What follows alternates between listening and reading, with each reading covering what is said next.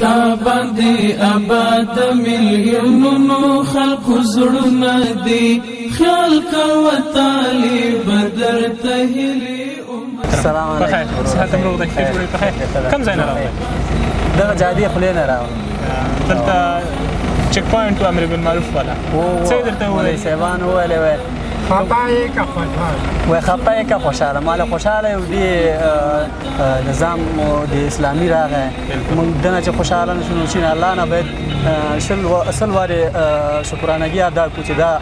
حکومت راغی د اسلامي نظام راغی د مسلمانانو په کې خیر ده او دا باید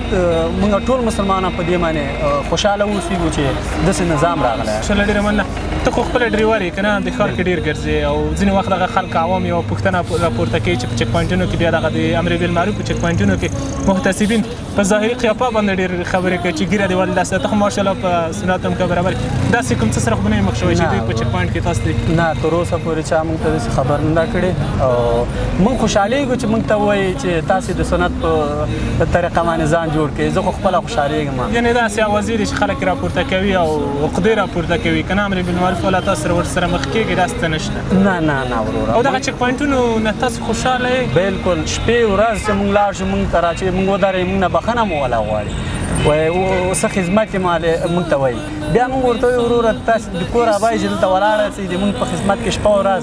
چاته اوس ماشته او چاته نشته ده دلته ولاړ دي مجاهدین بیچارهګان ټول ورځ دلته بې معاشه ولاړ دي موږ څنګه دینه خفه شو یا د دې شکایت وکړو حکم چې هغه د دین دښمنان دي پوښي دا خبره چې کوي او موږ راځي خیر تاسو نه هم سلام خیر بدرته هیلې امیدونه دي خپ نرمي خلق د اسلام